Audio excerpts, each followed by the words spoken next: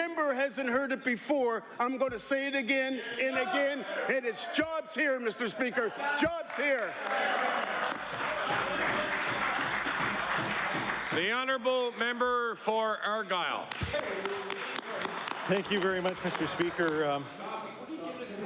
Some kind of public forum is needed to heal the deep wounds and divisions and get to the bottom of questions surrounding the past of the Nova Scotia Home for Coloured Children. In a scrum, the Minister of ERDT indicated that he had been, at one time, a member of the Board of Directors for the NSHCC. That raises important questions of why he's involved with discussions about the Nova Scotia Home for Coloured Children, whether there should be a public inquiry and potentially cabinet discussions about lawsuits. My first question is to the Minister of Community Service, whose department is responsible for the relationship with the NSHCC. Has she been able to produce annual reports to establish when the Minister of ERDT served on the Board of Directors, and will she table the appropriate report or reports? The Honourable Minister of Community Services.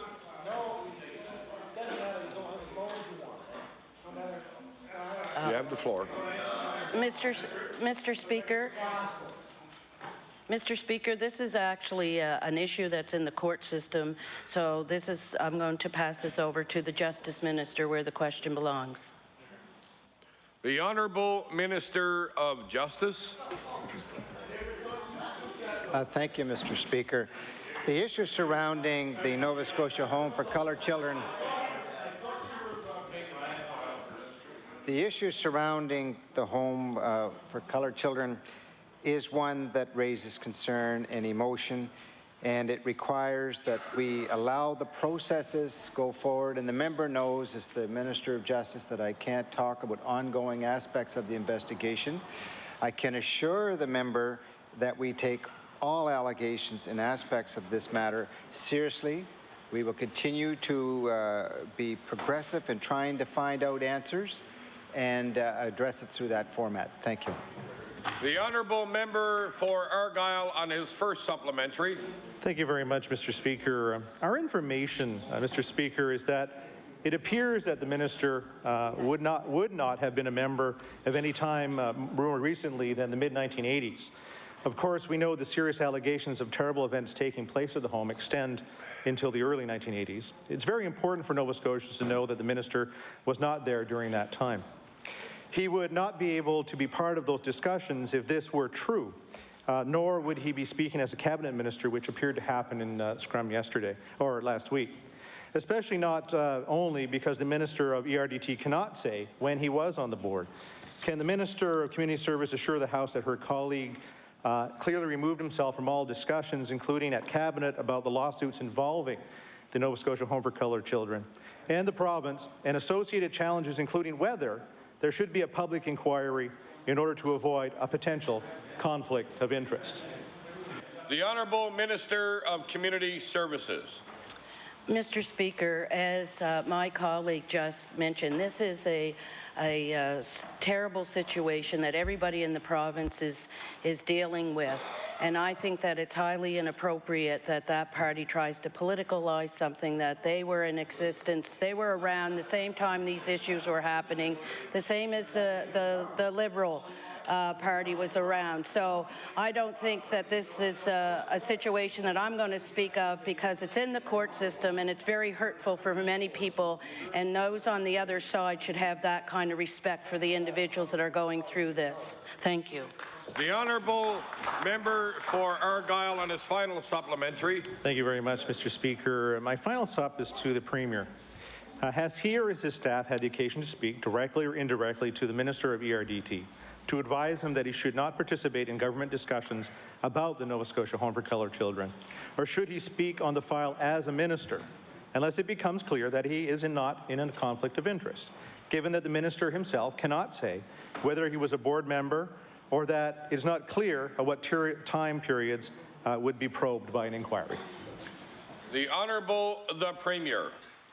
Thank you, Mr. Speaker. What I can say is this, is that the allegations that are made around the Nova Scotia Home for Coloured Children are extraordinary. And of course, the people involved, whether they are the claimants or whether they are the defendants, have the right to have that process go through the due process of law. That means to have them make the allegations, to substantiate them, to before what is a system that has been put in place literally, Mr. Speaker, since Runnymede, where both a claimant and a defendant can stand before an arbitrator, an impartial, independent arbitrator, and have their claims heard. That is what this province is committed to, because those are the very hallmarks of justice.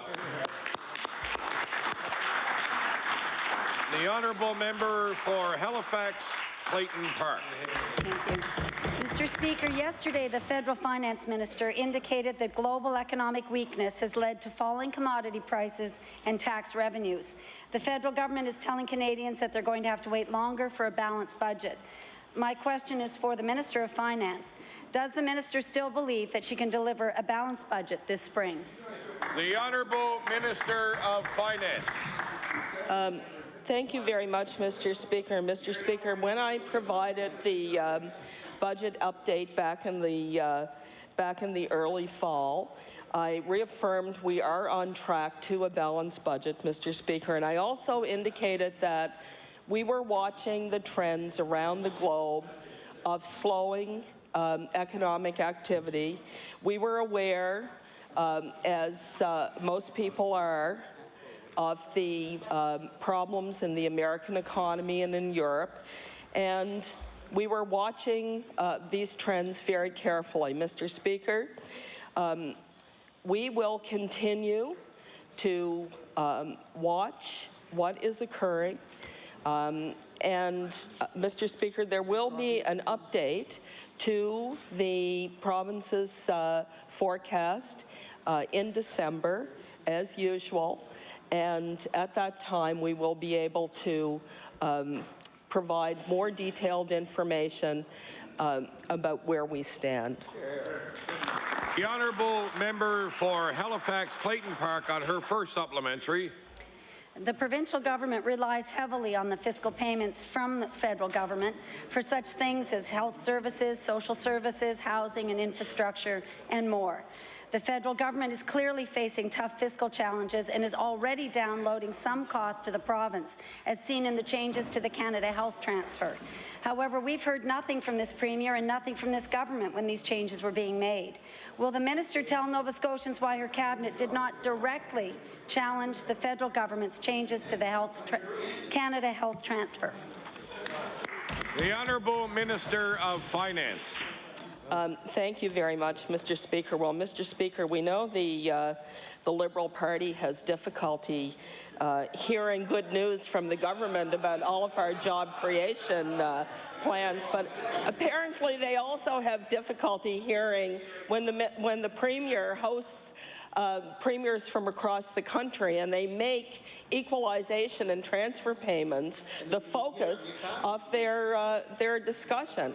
And in fact, Mr. Speaker, the Premier and the Premiers will be meeting here toward the end of the month, Mr. Speaker, to deal with these matters.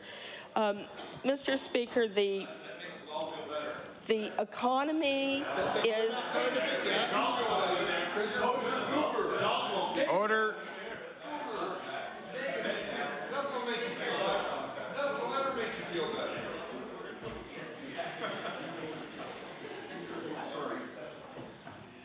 The Honourable Minister of Finance has the floor.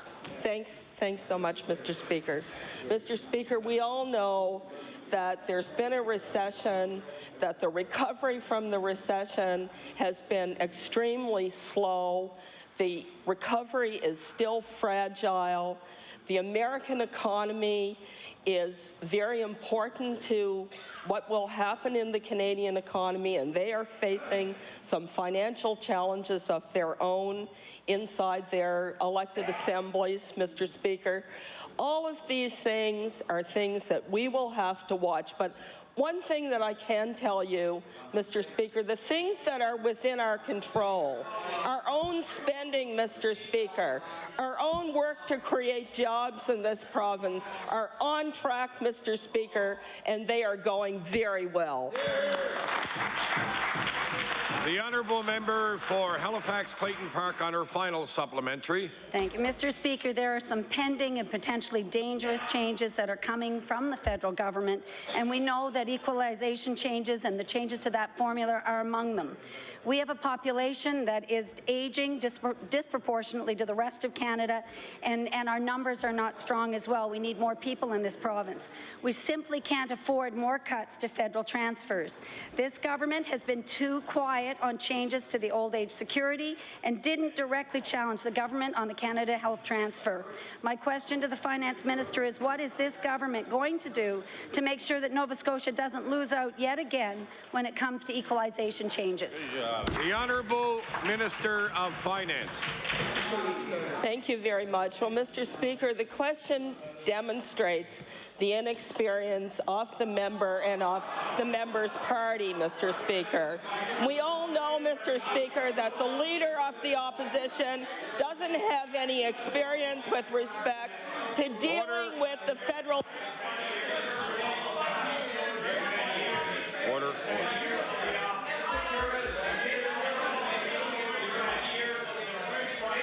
Sit down.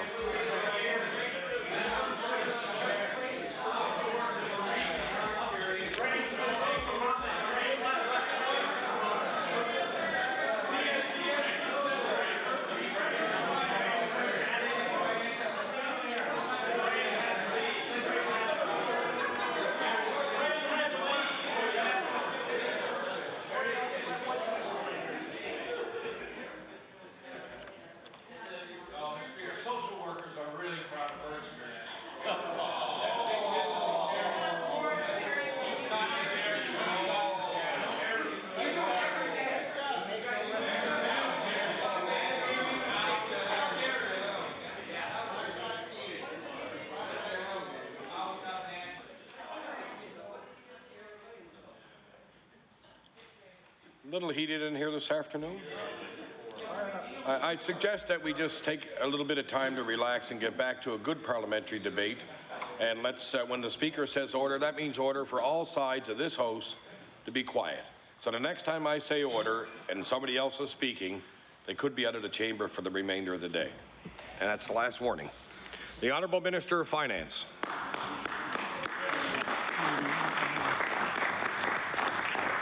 Thank you very much, Mr. Speaker. Mr. Speaker, I'm very proud to be a social worker.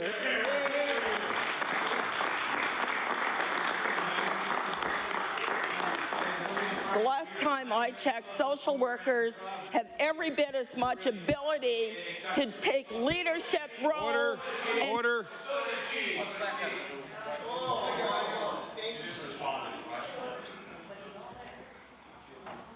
The Honourable Minister of Finance has the floor. Thank you. Mr. Speaker, the economy in this country has experienced a very difficult recession and recessionary pressures. Those are not going to go away easily, Mr. Speaker. We have been through a very difficult time, and we know that we need to control the things that we can control, Mr. Speaker. Those things are our own expenditures, which we have done a very good job on, and we will continue to maintain discipline on that front. We will continue to invest strategically where we need to invest in job creation in this province, something that those job terminators have no time for, Mr. Speaker.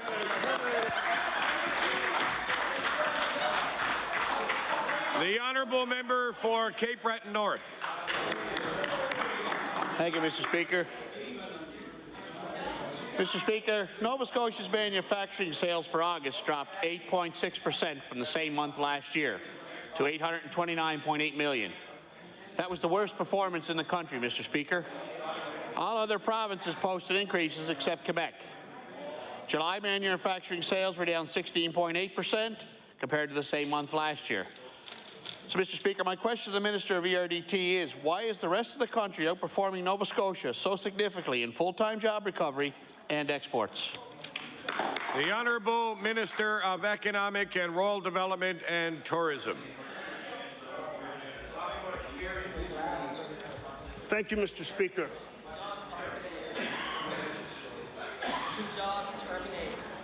Mr. Speaker, I recognize the question from the member from Cape Breton. And we talk about our economy. And, you know, I wonder if the member has ever spoken to or written a letter to the cousins in Ottawa, the federal government, because, Mr. Speaker, we know what's happened in the province of Nova Scotia. And Mr. Speaker, let's take Cape Breton alone. Let's take the cuts to Service Nova Scotia, the call centers. Service Canada. You have to excuse me, Mr. Speaker. I'm a little shook up right now. But what about the closure, Mr. Speaker, of Canada Post in North Sydney, Mr. Speaker? Mr. Speaker, what about the closure to Veterans Affairs Canada office in Sydney, Mr. Speaker? Mr. Speaker, while their federal cousins are cutting jobs, we are creating jobs, Mr. Speaker. The Honourable Member for Cape Breton North on his first supplementary. Mr. Speaker, I'd like some proof of what jobs have been created in Cape Breton since this government come in power. Mr. Speaker, this NDP are in power now for 3 years, and in the last 3 years, total exports dropped 16.2%. Energy product exports decreased 88%. Forestry product exports decreased 57%. Metal ores and non-metallic mineral exports decreased 55%. Manufacturing and exporting are vital to our province's economy and GDP. Nova Scotians deserve better than this NDP.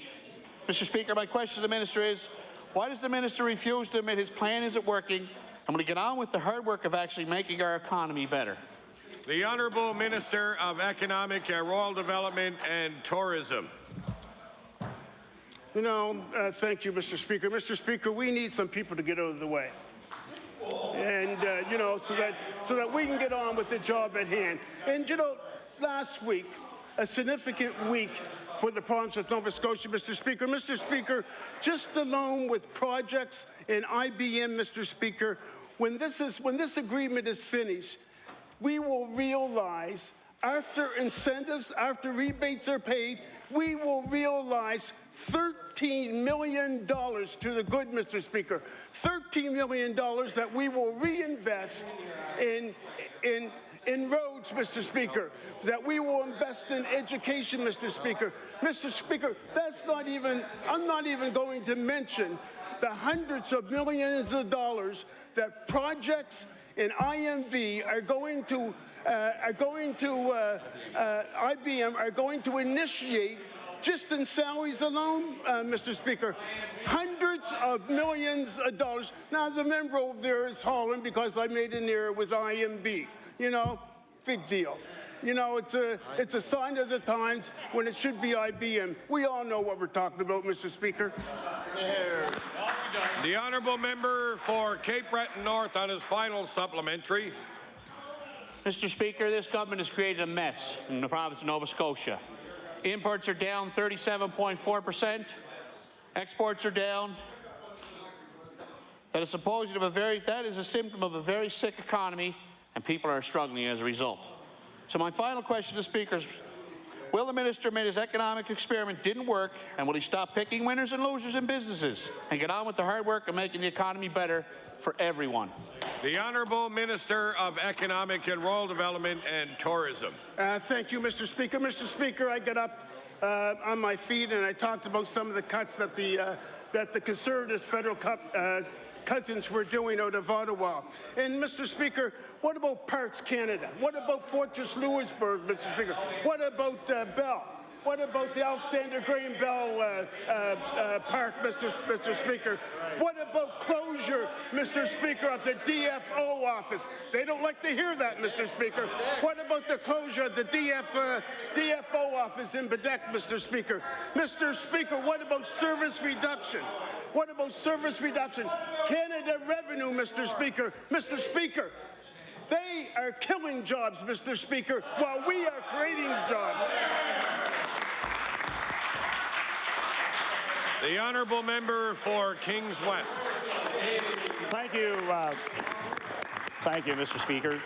Mr. Speaker, on October 14, 2011, the former Minister of Health and Wellness provided the 2012-2013 budget targets for district health authorities, stating she wanted to allow more time for planning. And, Mr. Speaker, I will table that press release. At that time, a 3% reduction in DHA budgets was announced. Could the Minister of Health please indicate whether the 2013-2014 budget targets have been provided to the district health authorities, yes or no? The Honourable Minister of Health and Wellness. Thank you, Mr. Speaker. The first thing I want to say is I want to thank all the men and women who are working extremely hard in the district health authorities across this province to ensure that we live within our means, Mr. Speaker. We can't be doing business the way we've been doing businesses for 20 years here in Nova Scotia, Mr. Speaker. And healthcare is extremely important because it consumes a large portion of our budget, Mr. Speaker, and we're going to continue to work with everyone in the district health authorities across the province to ensure that we both live within our means, but ensure that the services that we provide Nova Scotians in healthcare are there for them, Mr. Speaker. The honourable member for Kings West on his first supplementary. Oh, thank you, Mr. Speaker. That's one of the best non-answers that I've received so far, my time in the House. Now, we'll try round two. Could the minister please indicate whether the 2013-2014 budget targets have been provided to the district health authorities, yes or no? The Honourable Minister of Health and Wellness.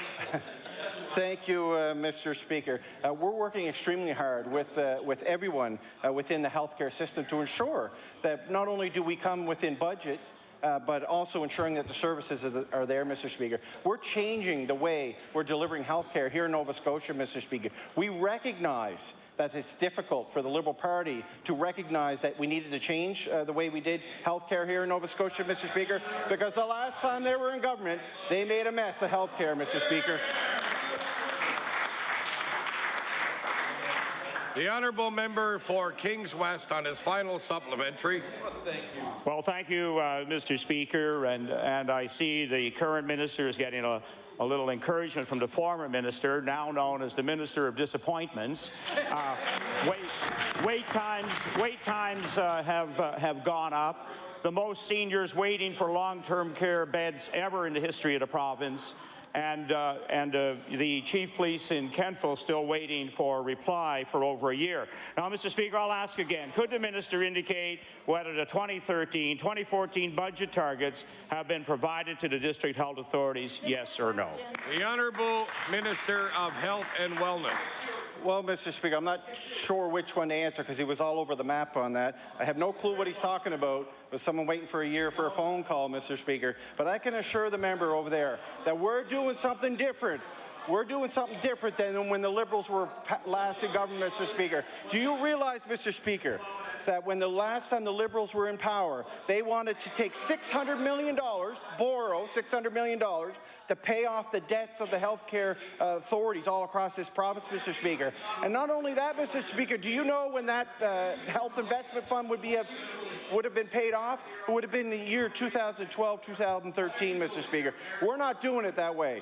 We're doing it the responsible way. We're working with district health authorities to ensure that we make sure that the investments are sound, Mr. Speaker. We're not going to do it the Liberal way, Mr. Speaker. We're going to do it the right way. The honourable member for Preston. Mr. Speaker, my question is to the Minister of Environment. In December of last year, the Department of Environment issued a boil water order to Mountain View Estates in Lake Echo. This means that more than 356 families have been out living with this for the last 11 months. This has been a long, frustrating, and expensive 11 months with little or no progress. Mr. Speaker, is the minister aware of the situation facing the 356 356 families, and how long has been aware of this situation? The Honourable Minister of Environment. Well, thank you very much, Mr. Speaker. And to the member opposite, anytime you bring a certain case to this floor, I welcome that. But after the question period, I'd be more than willing to sit down with the member opposite and discuss this particular issue one-on-one. Thank you very much for the question. The Honourable Member for Preston on his first supplementary. Well, that's a very disappointing answer. I wrote to the minister. I'm sure the residents of the Mobile Home Park are going to be very satisfied with that answer, considering I wrote to the minister many months ago in this regard. Mr. Minister, these 356 families have been quite patient, but faced with the situation for 11 months. Their patience is wearing thin, and they're not impressed with the many delays. Residents have received monthly boil orders from the park's owners, but there is a number of applications and permits which are involved in drilling wells and connecting to the distribution system. Obviously, it has taken far too long for this process to run its course. Mr. Speaker, what steps is the minister currently taking in order to ensure that the 365 families have their drinking water restored immediately? The Honourable Minister of Environment. Well, thank you very much again, Mr. Speaker, to the member opposite. I think, first of all, Order, please. The Honourable Minister of the Environment has the floor. Well, thank you very much, Mr. Speaker. Again, to the member opposite, I think Nova Scotians want to know that their drinking water is safe and clean. Is something that we take very seriously. I thank the member opposite for bringing this question here. Again, I'll repeat that any of these cases that I'll meet one-on-one, and I fail to see the lack of importance of this particular meeting. I'm willing to meet with the member opposite to discuss this file, and I think we take this issue very seriously, and I thank you for the question. I don't see what's wrong with that response. Thank you very much. The Honourable Member for Preston on his final supplementary. It would have been interesting if the minister would have answered my letter that I sent to him many months ago. Mr. Minister, for these residents, the last 11 months have been including boiling water for drinking, preparing formula for babies, brushing teeth, and cooking. Many families are spending their hard-earned money purchasing clean drinking water when water is included in their leases. The 356 families have been dealing with the high cost of having to buy the water for their daily needs. High costs which add up over the course of almost a year and have put a significant financial stress on 356 families. Mr. Speaker, will the minister tell the over 356 families when they can expect to have their drinking water restored? The Honourable Minister of Environment. Well, thank you again, Mr. Speaker. To the member opposite, I wish the member would table the letter he's referring to. I want to just emphasize again that we take drinking water very seriously, and it's something that we want to work with, whether it's municipalities or individual communities. We take this issue very seriously, and I encourage the member to attend that meeting, and I'm here looking in the best interest of all Nova Scotians. Thank you for bringing that question to the floor, and please table the letter. Thank you. The Honourable Member for Dartmouth North. Thank you, Mr. Speaker. Mr. Speaker, last week I was encouraged by the Minister of Community Services announcement surrounding the discussion paper on the Nova Scotian housing strategy. Reading through the document, it would seem that the government and this minister understands the fundamental needs of Nova Scotians when it comes to their housing needs. In a quote from the press release, the minister says, "We know that when people can choose housing that's right for them, they are healthier, better educated, more self-reliant, and our communities are more vibrant." So my question to the minister, Mr. Speaker, through you, is does the minister honestly believe that someone in receipt of a shelter allowance of $535, including power, on income assistance has a real choice at finding housing that is right for them? The Honourable Minister of Community Services. Mr. Speaker, we're absolutely thrilled and excited that we're the government that's bringing the first housing strategy to the province of Nova Scotia.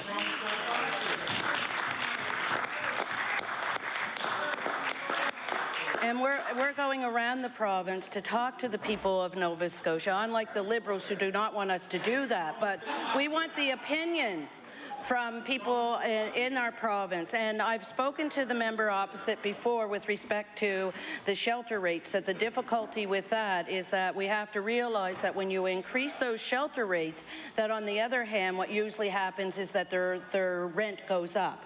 So we have to be innovative and creative in how do we go forward and offer more supports. And that's exactly what this government has done. That's why we have invested over $300 million in breaking the cycle of poverty and offering such things as the affordable tax credit, the poverty reduction tax credit, allowing people on income assistance to be able to work and keep more of the money that they earn. The list is very extensive, Mr. Speaker, so we know by what we've already done and what we're going to be doing that we are going to be helping people in this province have the option of the housing that they want. Thank you, Mr. Speaker.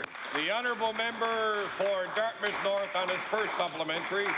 Mr. Speaker, the simple fact, the reality of the fact, when it comes to poverty tax credits, when it comes to the affordable tax credit, people's rents are rising every month. People's power bills are going up every month. Food costs go up every month, Mr. Speaker. These folks cannot wait 3 or 4 months for a check to come in the mail when they have to pay their bills monthly. Mr. Speaker, the discussion paper calls for a housing first model for homeless people, especially those with chronic illness, disabilities, or mental illness. Now, I understand, Mr. Speaker, that through a recent provincial initiative, more than 200 Nova Scotians who were experiencing homelessness now have a safe place, and that's good, Mr. Speaker. In a recent press release, the minister stated, the real measure of success of this project is the fact that we have helped 200 men and women break the cycle of poverty. And I can table that press release, Mr. Speaker.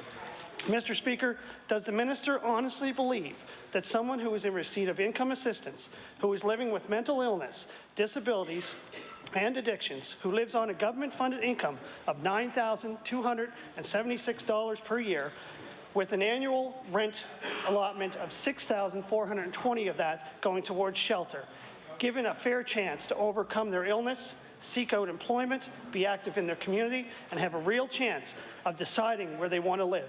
Is this, Mr. Speaker, what the minister deems as breaking the cycle of poverty? The Honourable Minister of Community Services. Mr. Speaker, this particular government has done more than any governments over decades and decades in terms of helping people break the cycle of poverty. It's difficult, it's challenging, but we're the ones who have taken up this challenge because we care about the people of Nova Scotia. We care about those individuals who are struggling. Not like the former Conservative government. Their answer to breaking this cycle of poverty was increasing the income assistance by maybe $3 to $4 a month. The Liberals' answer to breaking the cycle of poverty was cutting back on dental programs for children, the ages of the children that could receive those programs, to cut back, roll back on salaries. That was their poverty reduction strategy. It is this government and this minister who have committed to breaking that cycle of poverty. And I can tell you there are people throughout all of Nova Scotia are so excited that this government has taken upon themselves and made a commitment to a housing strategy. Neither one of those parties ever had the initiative or the commitment to do that. It took an NDP government to do that. The honourable member for Dartmouth North on his final supplementary. Well, Mr. Speaker, I can sadly admit to the host that in my 7 years as an MLA, I've never seen the people of Nova Scotia and my community struggling the way they have since 7 years ago. And it's under this government that they're struggling, Mr. Speaker. Mr. Speaker, the last shelter allowance increase was in 2006 by the then Conservative government. Last week, in an article in the Chronicle Herald, it was cited that young professionals are even having difficulty finding affordable housing here in HRM. Mr. Speaker, the housing consultation and the subsequent strategy is needed and required, and we're looking forward to it. But with rising food costs, rising power rates, rising rents, people on income assistance are having great difficulty even getting by, let alone overcome illness or seek employment. Mr. Speaker, can the minister tell the House if she's engaging in budget discussions with her cabinet colleagues around increasing shelter allowance for those in receipt of income assistance? The Honourable Minister of Community Services. Mr. Speaker, what we're doing is we're traveling the province to talk to Nova Scotians, to talk to stakeholders, to talk to people that are experiencing that poverty. And we're providing wraparound services and support such as Housing First. And we are the government that has made this commitment. The other two parties over there never had a plan. No plan at all. Everything was on an ad hoc basis. And if you want to reflect and talk about poverty, there has been poverty in this province for a very, very long time. And it was not until the NDP stepped foot on this side of the House that these issues have been looked at seriously. These issues have been committed to by developing plans and strategies. We're going forward and doing something. We have invested well over $300 million to date. And that is a lot of an investment, and we're going forward with more. What did they do? What's their poverty strategy? Was to do absolutely nothing, and that's basically what they did. The Honourable Member for Colchester North. Thank you, Mr. Speaker. My question through you is to the Minister of Health and Wellness. On November the 5th, plans which would see the elimination of 2 mobile breast screening units from the Nova Scotia breast screening program were announced. And we know that their usage was decreasing. We know that it was old technology that's being replaced with new, more reliable technology.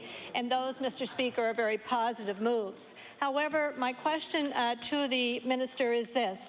Women living in northern Nova Scotia did not have access to any mobile screening unit during the entire 2012 calendar year. So my question to the minister is this. Is it really acceptable for those women in northern Nova Scotia to have been denied that access for 1 full year? The Honourable Minister of Health and Wellness.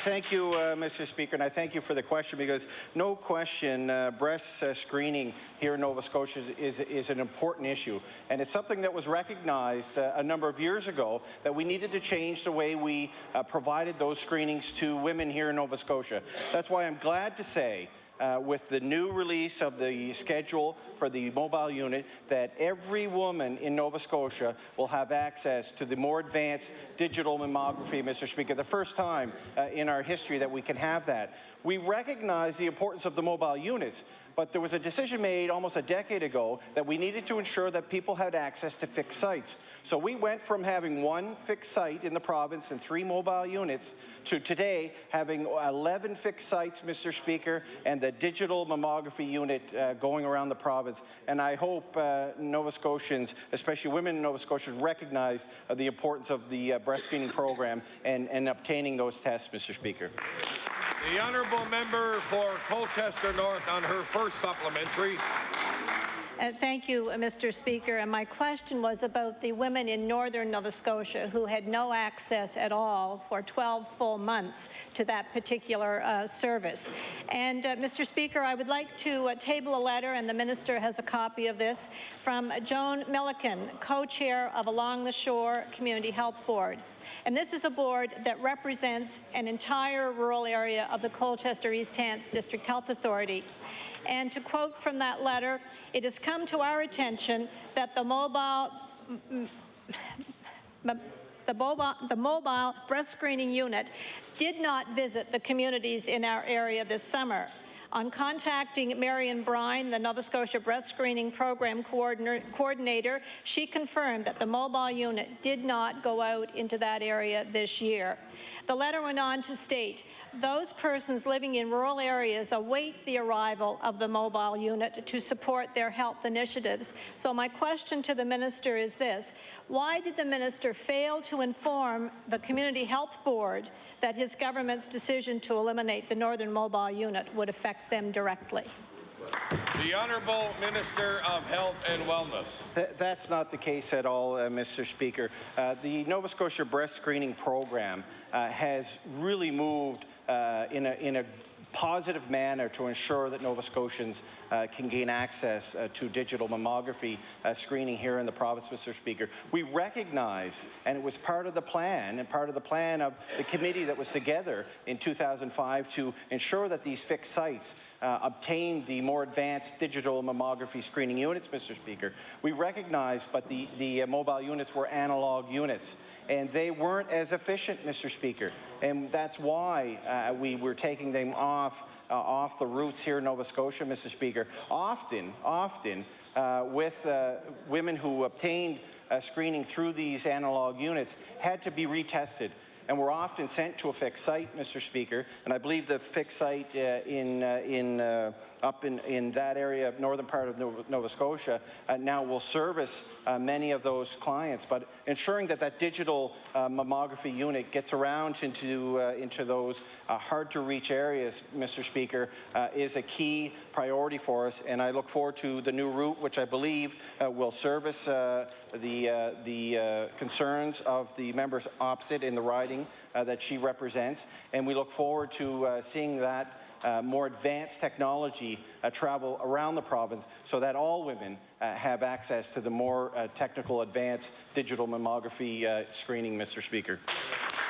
The Honourable Member for Colchester North on her final supplementary. Thank you, Mr. Speaker. The issue was, there are two issues. One is the people in northern Nova Scotia had no access to that mobile unit for 1 full year. The second issue is the minister did not even inform through the Community Health Board those residents that they would not have that access. So there's two issues here.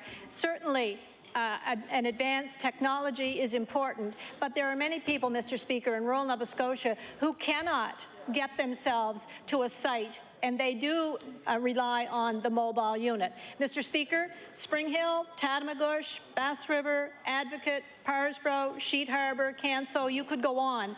They're just a few of the hometowns of those women who saw no mobile service this year. In fact, that northern mobile unit did provide service to 22 communities in 2011 and no service in 2012. And in those rural communities, Mr. Speaker, rural communities throughout all of Nova Scotia, transportation often dictates access to services. And if those services are not readily available, Mr. Speaker, people just do not get the services they deserve. So my question to the minister is this: if you knew that you were not going to be using that northern mobile unit, and you knew that it was important, did you make any effort to reschedule the other mobile units so that they could give some service to some people in northern Nova Scotia? The Honourable Minister of Health and Wellness. Thank you, Mr. Speaker. And it's important to recognize where we were and where we are when it comes to breast screening here in the province, Mr. Speaker. The member opposite should know. She should have been briefed when she was a health minister. This has been a process to get to today, Mr. Speaker. It's been a process to get to today where all women in Nova Scotia will have access to the more advanced digital mammography screening in Nova Scotia. We should be very proud of that, Mr. Speaker. Nova Scotia is leading the way across the country when it comes to digital mammography, Mr. Speaker, not only in the fixed sites, but on the mobile sites also, Mr. Speaker. The Honourable Member for Bedford Birch Cove. Mr. Speaker, on April 30th, 2010, the Director of Maintenance Enforcement Program sent letters to MLAs outlining the complaint process and giving contact information for MLAs dealing with the Maintenance Enforcement Program, and I'll table that. Subsequent phone calls, recent phone calls to many of these numbers revealed that many of the regional coordinators are no longer on their jobs. Could the minister please indicate when we might expect an update on this information? The Honourable Minister of Justice. Thank you, Mr. Speaker. And that program is in transition, and there are going to be ups and downs as we progress in making the new adjustments. On her question that she raises here, I will look further into it and be happy to do so and get back to her.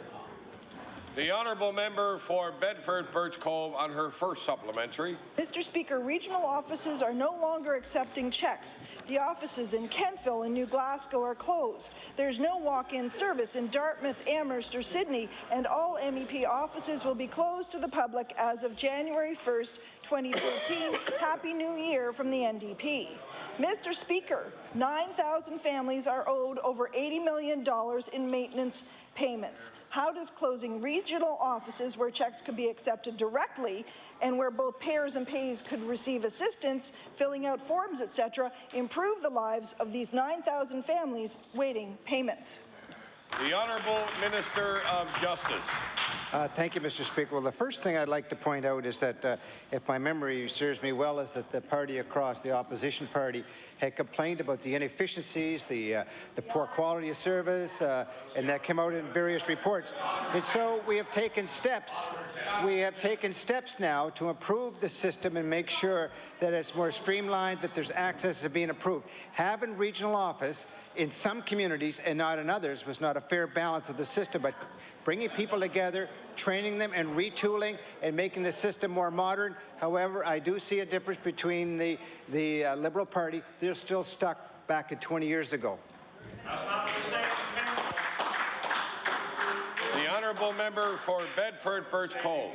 And speaking of being stuck in the past, the government website still includes information that indicates regional offices are open for business. Nova Scotians are being asked on that site to be patient with maintenance enforcement changes. In fact, the site lists changes that people should, and I quote, watch out for. That's watch out for, not watch for, but watch out for. So 9,000 families are left to wonder as they wait for their $80 million in arrears payments, if the bank will be patient, if the landlord will be patient, if the power company will be patient. My question is to the minister.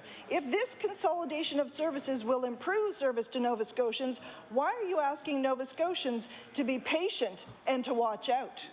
The Honourable Minister of Justice. Thank you, Mr. Speaker. I'll just simply say in regards to that is that any transition or remodernizing and improving the quality of the system takes a bit of a transitional change, and we're in that transitional change. And there are going to be some hiccups in the process, and we're working through to correct them. It's not a perfect world, but we're working to strive to make those changes, and we're very optimistic. We're moving forward that we will have a very sound, improved system to answer the very issue that you raised about getting dollars back into those hands of the people that need them. It's about putting families first. But if we continue doing the same thing over and over again and expecting a different outcome, that's the Liberal way. We believe in being progressive. The honourable member for Cape Breton West. Thank you, Mr. Speaker. Mr. Speaker, my question through you will be to the Minister of Natural Resources. Well, we'll start there anyway.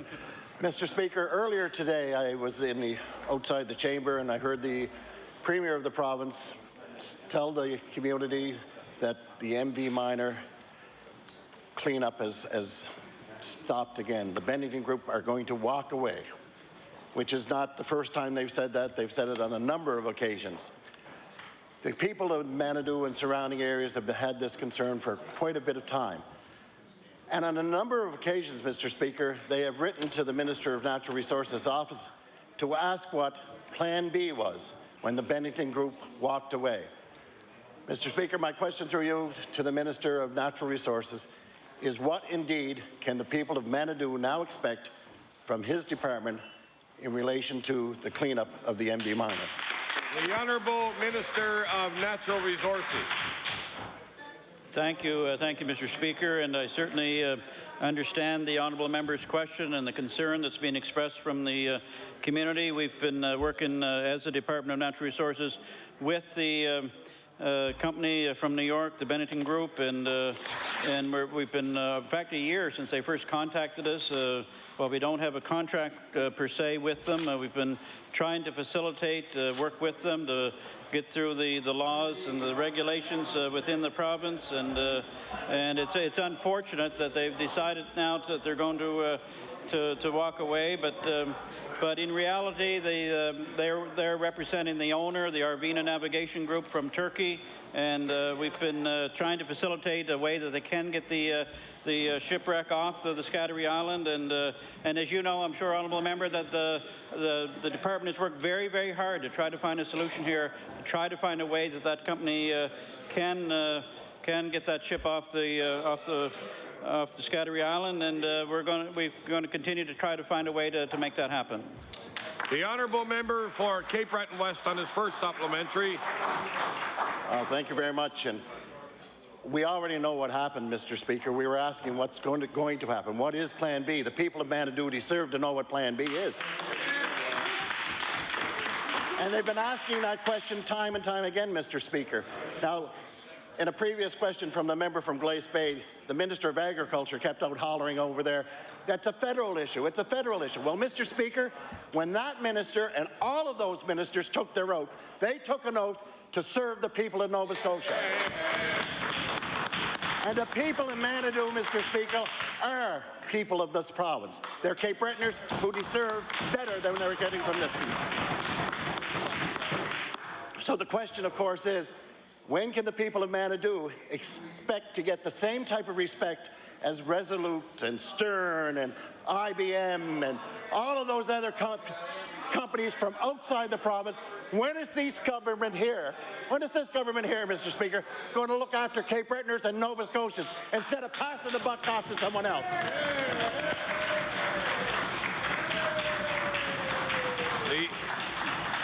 The Honourable Minister of Natural Resources. Thank you, Mr. Speaker. And certainly from the start over a year ago, we learned that the federal government did not properly ensure that there was insurance on that vehicle or that vessel, or no proper permits were in place.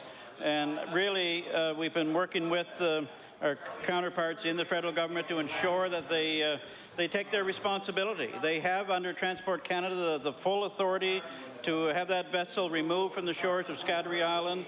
They have under the Canada Shipping Act, they have full authority to remove that vessel. And the honourable member has maybe better contact than I with the federal government. I would encourage him to contact his federal counterparts, ensure that they do live up to their responsibility. The honourable member for Cape Breton West on his final supplementary. Thank you very much, Mr. Speaker. And Mr. Speaker, I have been doing my job. I have been in contact with them in Ottawa. But Mr. Speaker, that lot over there has not been doing their job.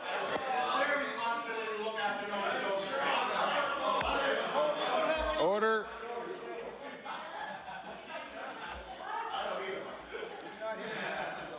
The honourable member for Cape Breton West has the floor.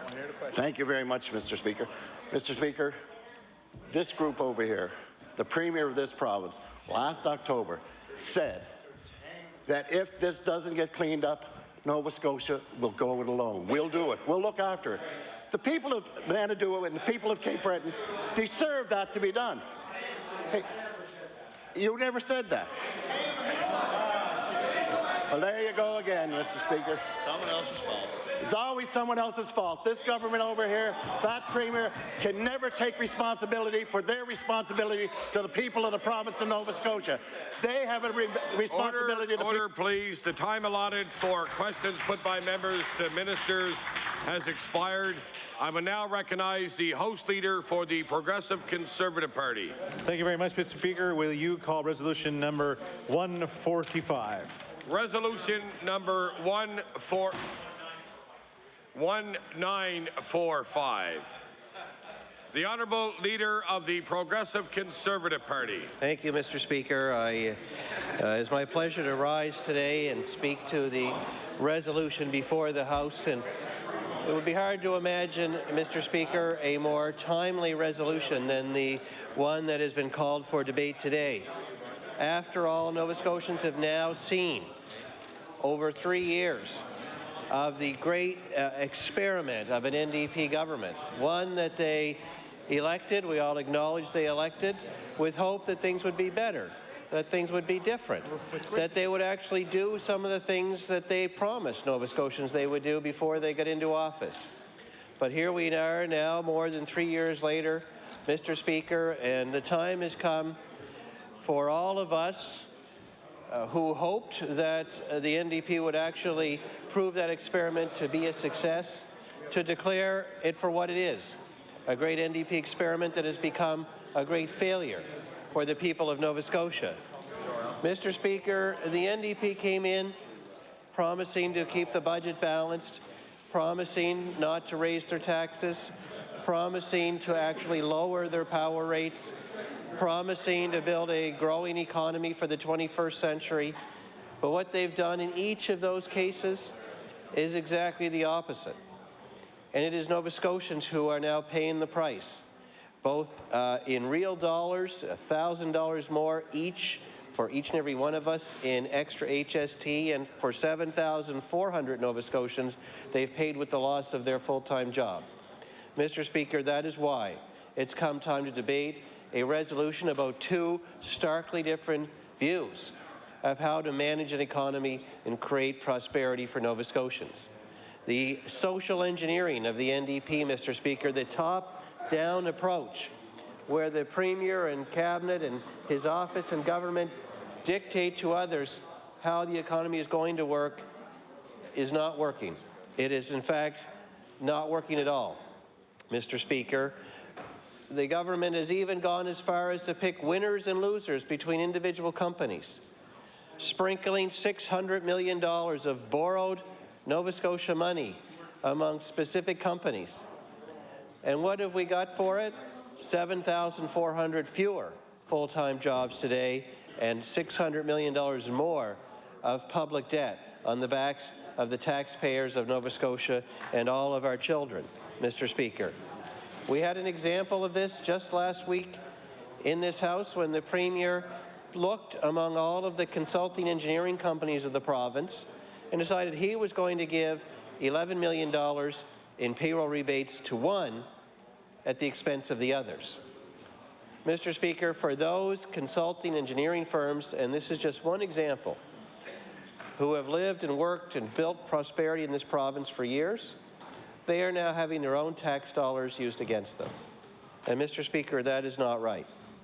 That is not right, and it has not worked. But that is part of the top-down approach of the NDP, to decide which companies are winners and which companies are losers. And that's just one example.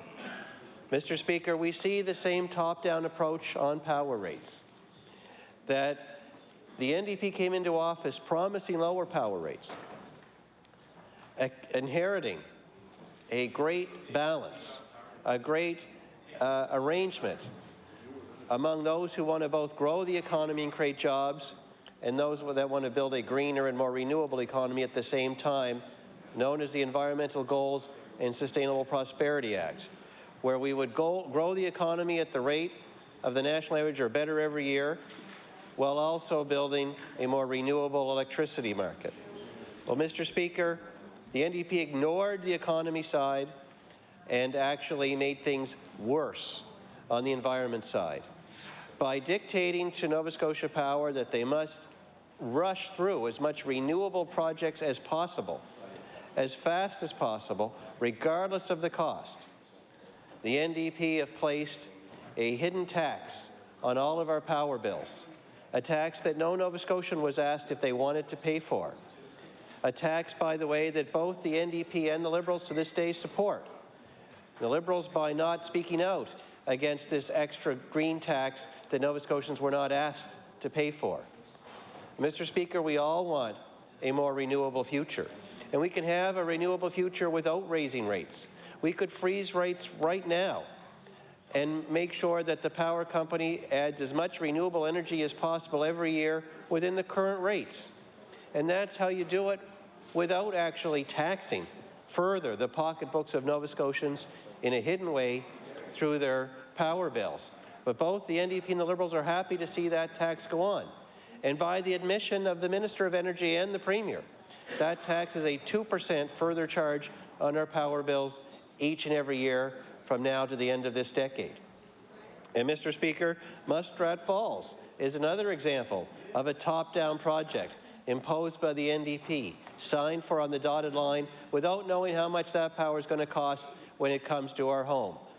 The president of Emera actually says Muskrat Falls will add 2 to 3% a year to the price of our power bills for the rest of this decade and beyond, on top of the NDP green tax that they have placed in a hidden way on top of our power bills without even asking Nova Scotians if they wanted to pay for it, breaking that great arrangement that was made to both have a greener future and a growing economy at the same time. That is another example, Mr. Speaker, along with picking corporate winners and losers, of how the NDP have messed up our economy, costing real Nova Scotians their jobs. Now, Mr. Speaker, another top-down decision of the NDP very early on in their mandate that we're still all paying for was to throw out their promise not to raise taxes and increase the HST, Mr. Speaker, the single largest tax grab in the history of Nova Scotia. And by the end of this year, each and every Nova Scotian, man, woman, and child will have paid $1,000 individually in extra HST because of that decision, because of that broken promise. Now, if we actually had balanced budgets and meaningful debt reduction to go along with it, or if we actually even had better services to go along with it, Nova Scotians might forgive the NDP for breaking that promise. But we got none of those things for that extra HST. What we continue to see is a string of deficit budgets by the NDP, $1 billion of new debt added to the already high debt of the province, something that will be a burden for generations to come, while cuts happen in our schools and classrooms, but hundreds of millions is given away to large corporations. Mr. Speaker, that kind of top-down approach is not working. It's not growing the economy. It's costing jobs. And I will point out that the NDP have obviously lost all credibility on any promise about the HST, and the Liberals flip-flop on whether they would cut the HST or not. They opposed its increase, but won't go along with reducing the HST after the next election, when in fact, if you oppose something, you should clearly want to reverse it if you had a chance, Mr. Speaker. Another way that both of the other parties are continuing to play election games with the people of Nova Scotia and, sadly, with our economy. Mr. Speaker, we've talked at length in this House about the NDP's extreme labor laws, like the first contract arbitration, which employers, large and small, have said is a job terminator, that it is a strike against our province. Companies as important as Michelin and as small as the corner store have said it does not work for them. It will inhibit their ability to actually invest in their businesses, large and small, and create new jobs for Nova Scotians. A top-down decision, unilaterally made by one party, strongly opposed by the PCs because of what it does to our economy and to jobs. The Liberals actually called a press conference offering to compromise with the NDP on first contract, despite the devastating impact that it has on the creation of jobs in our province. So clearly, Mr. Speaker, after 3 years of NDP government, this experiment that Nova Scotians put their faith in, we've seen skyrocketing power rates, up 25%, the largest tax increase in our province's history, the HST, taking $1,000 out of the pocketbooks of each and every single Nova Scotian, extreme labor laws like first contract that have been labeled a strike against our province when it comes to investment in the future, Mr. Speaker. And the worst example, Mr. Speaker, was embedded in the NDP's most recent fiscal update, where they actually said, and I quote, "A land purchase of $20 million from NewPage is almost entirely offset by reduced spending by the Department of Education for school construction." Now, Mr. Speaker, if there's not a better example of taking away from the future, of taking away from the jobs of tomorrow, from the next generation of Nova Scotians, to bail out a company like NewPage and for today, then that sentence, I don't know what is. And so the time has come, Mr. Speaker, for Nova Scotians to look at a resolution like this, to consider the expense that they have incurred, the debt that they are now responsible for, that has grown under the NDP, and compare that to a better way The only way that will really grow our economy and create real jobs and opportunity, the way that this resolution spells out for Nova Scotians, balance the budget now, lower the HST, not just for the sake of lowering taxes, Mr. Speaker, but lower the HST so that Nova Scotia working families can start to get ahead again in this province. Freeze power rates in their tracks where they are and tell the power company to add as much renewables as they can within the current rates and no more, because anything else is just a hidden tax on our power bills, Mr. Speaker. And stop the corporate bailouts, stop the giveaways, put that money back in our schools, which is the single best investment that could be made in the future of Nova Scotia. And with that, Mr. Speaker, I would encourage all parties to get behind the resolution and start Nova Scotia down the road to real prosperity and off this awful track that the NDP experiment has us on now. Thank you very much. Thank you. The chair now recognizes the honourable member for Hammonds Plains, Upper Sackville. Thank you very much, Mr. Speaker. And as I stand in my place again, I don't even quite know where to begin. But Mr. Speaker, I stood here on Friday and I talked for about 50 minutes or so, Mr. Speaker. I talked about the contrast between this side of the House and that side of the House. And Mr. Speaker, I didn't hear a word from any member on the other side of the House. Not one word. Obviously because they agree with what we're doing on this side of the House, Mr. Speaker. Not one word, Mr. Speaker. So I'm very glad to be able to stand in my place, Mr. Speaker. I'm very glad to be able to stand in my place and talk a little bit about what's in this resolution. To ensure that Nova Scotians, we can set the record straight, Mr. Speaker, on what Nova Scotians hear on the chirping on that side of the House to what's really happening, Mr. Speaker, with this government and how we're going to ensure that we move Nova Scotia forward to make it a better place to live, to work, to play, to do business. And I think that that's what people elected me to do, Mr. Speaker, as their representative in the constituency that I have the pleasure of representing, Mr. Speaker. And so I do want to talk a little bit about power rates, Mr. Speaker. Power rates have been an issue for many Nova Scotians for many, many years. And let's just remember which parties actually privatized that company. It was those two parties over there, Mr. Speaker. The Conservative Party who started it, and the Liberals signed off on it. And the Liberals signed off on it. The Liberals signed off on it. And the member from Yarmouth is chirping on over there, chirping on over here, and he always talks about, Mr. Speaker, he always talks about how the decisions that were made back then do not. Order, please. The honourable member for Hammonds Plains, Upper Sackville has the floor. Thanks, Mr. Speaker. And we talk about decisions that were made in the past. Well, you know what, Mr. Speaker, the decisions of that Liberal Party, we are feeling that today, Mr. Speaker, because what happened, Mr. Speaker, is that we were shackled to coal for many, many years, Mr. Speaker.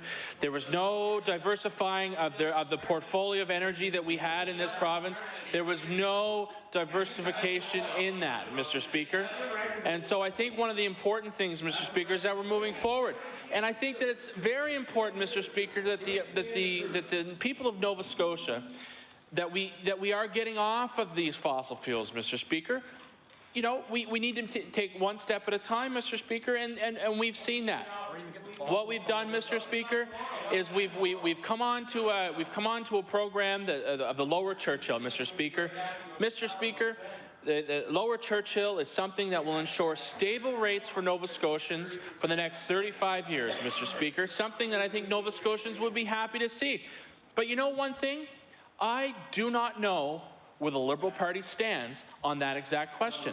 So, Mr. Speaker, I'm going to table something. I'm going to read from it first, but I'm going to table it after. And it's a screenshot of the Liberal Party caucus, the Liberal Caucus Office website. Okay, on that website, there's a feature to search topics on that website. And you know what? When you search Lower Churchill, there's many things that come up. This is what it says, Mr. Speaker. May 27th, 2010. It says Premier short-sighted stance. So that's one thing they say on that date. Second day, on August 13th, 2010, it says Leader of the Opposition supports the Minister of Energy's position on Lower Churchill. Interesting. So they changed their mind only within a few short months. Then, on February 14th, 2012, it says, this is what I find very interesting, Mr. Speaker. The Leader of the Opposition says, Lower Churchill crucial to Nova Scotia's energy future. So that's flip-flop number 3. Number 4, Mr. Speaker. Number 4 says, July 31st, July 31st, 2012. Again, they flip-flop, say, maybe it's not such a good idea, Mr. Speaker. I will table that document. This is on the Liberal Party website themselves. They flip-flop on the issue, Mr. Speaker, and I think Nova Scotians deserve an answer, Mr. Speaker, on that question. You know what I find interesting, Mr. Speaker, is that we talk about. I remember watching.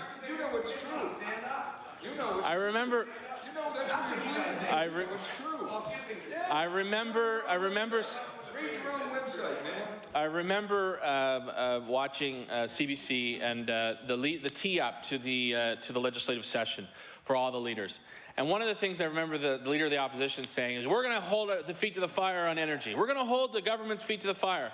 Well, you know what, Mr. Speaker? I think in the last 2 weeks, I haven't heard one question in question period from the Liberal Party. And do you know why, Mr. Speaker? Do you know why I think that is? I think that's because the government, our NDP government, called them out on their plan to deregulate our power companies. We called them out on it, Mr. Speaker. That the plan of the Liberal Party will ensure that 30 to 50% power rates will go up by 30 to 50%, Mr. Speaker. And we know that, Mr. Speaker. We know that because it's tried, tested, and it failed. In Ontario, it failed in Alberta, it failed in New Brunswick. Even the power company in New Brunswick says that... Order. The member for Hammonds Plains, Upper Sackville, has the floor. Thank you very much, Mr. Speaker. And that's just a simple fact that we called them out on it, and they just don't want to. They can't explain the situation. They can't explain where they stand. Typical Liberal. One day they say one thing, the next day they say something else. So, Mr. Speaker, the other thing I know. That's when they say anything. I know that's one thing, Mr. Speaker, that in this resolution it talks a little bit about. Jobs and ensuring that we build a future for Nova Scotians, Mr. Speaker. And we know that for we're turning the corner on the 20 years of worst economic performance in the country. We're turning the corner, Mr. Speaker. And you know what, Mr. Speaker? I sat in this chamber last week where the Premier announced almost 1,000 jobs for Nova Scotians, bringing people home from out west. And do you know what, Mr. Speaker? I was absolutely embarrassed. I was embarrassed the way that the Leader of the Opposition stood in his place, responded to the Premier's ministerial statement, and the CEO of the company sitting in the gallery, and he was laughing at the fact that this company is bringing jobs, bringing Nova Scotians home from out west. It's absolutely embarrassing, Mr. Speaker. And the CEO, Mr. Speaker, the CEO of the company wrote a letter in the Chronicle Herald, wrote a letter in the paper, and what he wanted to do is ensure that Nova Scotians understand. What they understand is that these are 440 good jobs for Nova Scotians to ensure that we can bring Nova Scotians home from out west. Something that the other two parties sat back and just let them go. We're bringing them home, Mr. Speaker, and I think that's a positive thing. The other thing was bringing IBM, Mr. Speaker, to Nova Scotia. It's first of its kind in Canada, something that I think that's what Nova Scotians wanted us to do, Mr. Speaker. So the two parties opposite will say that these were handouts. But you know what, Mr. Speaker? Over time, that's $13 million in net gain for tax revenue, Mr. Speaker. And do you know where that tax revenue goes, Mr. Speaker? It goes to schools. It goes to health care. It goes to community services. It goes to building roads. Mr. Speaker, we are on the cusp of something good here in Nova Scotia, and I really wish, Mr. Speaker, that the two parties opposite would just get out of the way and allow us to do our job so that we can have a future for Nova Scotians, Mr. Speaker. I stand in my place as a proud Nova Scotian when finally we have a premier who's standing up for the people that I represent, for all Nova Scotians, right from Yarmouth right up to Sydney, Mr. Speaker. We want to ensure that a future prosperity of Nova Scotia for the next 30 to 35 years. 30 to 35 years, Mr. Speaker. We have the largest industrial contract that we have seen ever.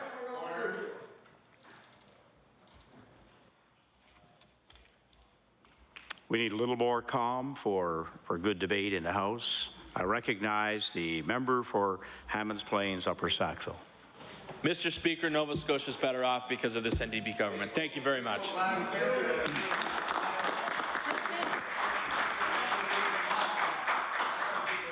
I recognize the honourable member for Preston. Well, thank you, Mr. Speaker. I listened with great interest for the member from the NDP party that just spoke, and I stress NDP party. And I can recall when the Premier of the province, the Premier today, that's there today, was on this side of the House and promised everything under the sun to everybody that walked forward. Doesn't matter who they were, they promised it to them, said they shouldn't spend money on this and that, and complained about everything that existed. And guess what? He gets elected, and he does exactly all the things that he spoke against when he was leader of the opposition. And these guys think they're doing a good job? Well, let me put it to you this way. The member for the leader of the official third party indicated there was an HST tax increase, the biggest one in history. Actually, it was a 25% tax increase. 25% tax increase. 25%. 25%. They'll probably say it's not correct. Well, the way they work their math with their job creation and the money, the billions of dollars they give away, and millions of dollars they give away to businesses that fail immediately, pretty good deal. So a 25% tax increase. So what does that do to regular Nova Scotians? It means they can't buy groceries, they can't buy oil, they can't buy the things they need to look after their families. That's what it means. That's what it means to people. We've seen $500 million of taxpayers' money basically thrown out the window. Thrown out the window. We see people, unemployment rate is higher than it was. Absolutely no results. None. And the Minister for Economic Development gets up and boasts about all this great job they're doing. Another member said, yes, today we were job terminators. Well, I can tell you, when we were in government, and I've got the proof right here, when we were in government between 1993 and 1995. In 1993, the unemployment rate for all families in Nova Scotia was 12.8% when we came to power. In 1999, when we left government, was 7.9%. 7.9%. And when you look at female unemployment rate, we had with a husband, the unemployment rate in 1993 was 10.3%. We left government in 1999, it was 6%. Male unemployment rate in 1993, when we took government, was 24.4%. So you think we've got problems in government? You have no idea. In 1999, we left government, it was 12.8%. And these aren't just jobs numbers we cooked up anywhere. These are information, this information from the Department of Finance and from Stats Canada, and I'll table that. I'll table that.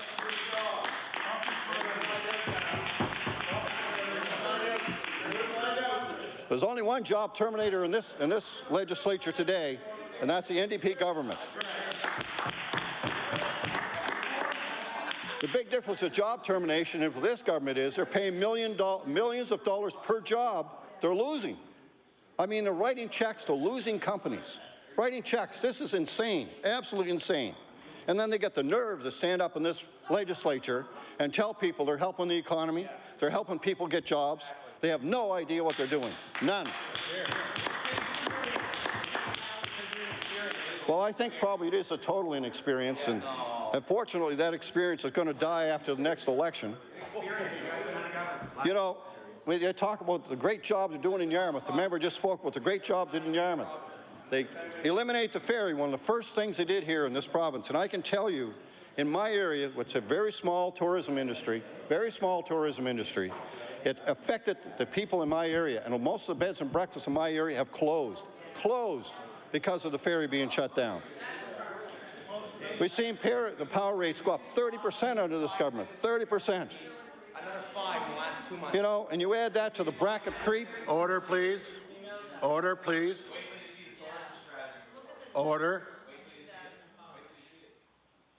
The member for Preston has the floor. Thank you, Mr. Speaker. I know the NDP don't want to hear about this. I mean, these are the facts that are going on today. And the regular person on the street understands this. This is a better deal for today's families, all right. Better deals to get them unemployed, cost more for everyday living and everything they do. You know, we've seen the power rates go up 30%. We've seen the GST or HST, whatever you want to call it, increase 25%. We've seen bracket creep in income tax that was an immoral tax, and that the leader of the Premier, when he was leader of the opposition, was talking about. Bracket creep is still there. We see fee increases on every single thing in this province. Fee increases. And they talk about the great jobs they're doing keeping the youth in the area. Well, we do a great job of educating young people in Nova Scotia. And we might as well give them a plane ticket to go to Alberta, because that's where they all go anyway. And it's very unfortunate that happens. We're even seeing seniors now leaving the province because it's too expensive to live in Nova Scotia. Think about that. Our seniors are even leaving Nova Scotia. Any senior that has a reasonable disposable income, they're leaving the province. And that's a fact. It's a fact. So it really helps the economy. So the very people that would need a carpenter to come work on their home and would have the money to do the home aren't there doing that. They're not doing those. They're not helping hold those jobs and create those jobs. So you see what's happening. It's disgraceful what's happening. We're seeing cuts in education. Education is a key to the economic growth. It's a key. But these guys, we could take $65 million out of education, $65 million, but they give $500 million to losing ventures. $500 million. Money we'll never get back. We'll never get it back. We see cuts in health. Huge wait times for operations, huge wait times for tests would help people with their better health. And you see all these things that this group of people over here has done in the interest and the idea that they try to convince people that they're doing a good job looking after Nova Scotia. Well, I can tell you from the people I see in my community, and the people I talk to daily, don't believe any of this. I won't use the correct language on it, because beyond parliamentary, this information that this NDP government is handing out to people and hoping they'll believe it, and they're going to get a rude awakening. And I was to a function the other day, and there was a lady there I've known for a long time, and she's always been a strong supporter of the NDP party, a strong supporter. One of my constituents, and which was no guess about it, she was always a strong supporter. And I had a long chat with her the other day, and she finally came to the conclusion, and it was a hard decision for her to make. She said, I don't believe in what the NDP is doing anymore. She said when they were in opposition, the opposition, they had some really good ideas. They had some great ideas that would have helped Nova Scotians. She believed that. I never believed that from the beginning, but she believed it, and that's fine. Everyone has their opinion in this province, and that's why we have a free country. And, you know, she's come to the conclusion now that since we've got in government, everything has changed. Everything has changed. The leader, now the Premier, has changed. He's changed his word on things. He's changed his ideas, how he's going to do stuff. You know, changed all over the place. When he was on this side, everything was wonderful. We could do everything for everybody. So, you know, all these great answers he had, and he doesn't have the answers anymore. He's not able to lead the province out of this mess we're in. this mess we're in. And that lady was great, I don't know how you would describe it, but when you looked in her face and she was talking to you, she could see a great deal of sadness in her face. She had lost faith in this government, in this NDP. And she finally said, you know, I cannot vote for the NDP party the next election. I cannot vote. Now, I would be very concerned if I was an NDP member, and that individual or individuals like that are all over the province, I believe. So what's going to happen, the next election, people are starting to listen to what's happening here, and they're starting to realize that these guys that promised so much and delivered nothing except more debt, money out to corporate welfare, more corporate welfare, higher taxes, all the things that kill the economy, Now, businesses realized this a long time ago, because business can't take time, can't waste time trying to figure out what they're going to do next or how they're going to do it. They have to be in an environment, number one, that they've got reasonable taxes, reasonable power rates, skilled labor, and an environment to create a business so you can be competitive. Now, competitive one time used to mean that the guy down the road that was making some kind of a widget that everybody in the local area used, that you'd used to have to compete with him. Today, you don't have to compete with him. You're worried about the guy that's down in the southern U.S. or in Mexico or in China today, where they're producing products with a highly skilled labor force and very low taxes and a very low labor rate. Now, low labor rates are not good. But you have to compete. So you have to improve technology and do all the things necessary to make sure you're competitive. This government has done very little to recognize that, and indeed they tote some job numbers that aren't realistic. When you look at the actual job numbers that's happened over the time, and you see what's happened under this government and how poorly they performed and how poorly the economy is doing in this province. We're in a real recession here in Nova Scotia. They won't talk about that. We're in a real recession. We're way behind the rest of the country, So if the country's having difficulty, we're having a lot more difficulty. And, you know, you can chatter all you want, but I can tell you, when your constituents come in, and they're,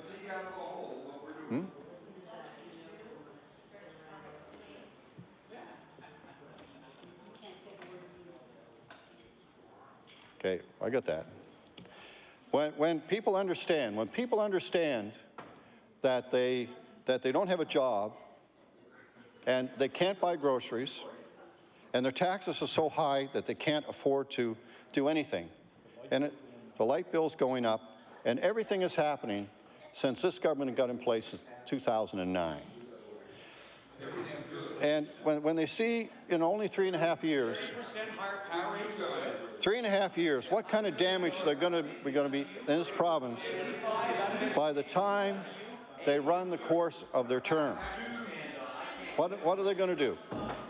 By the time that comes, they're going to be a desperate situation. And I think very soon you're going to see the value of properties drop in the province as well. That's a sign of a real bad economy. People are afraid to buy properties. I know I have some friends that have properties for sale, some very valuable properties, and they can't sell them. They can't even get an offer on them. And this is an HRM, where the economy is growing the best. So what's going to happen as the time goes on, and we see people in real difficulty. How are we going to cure that?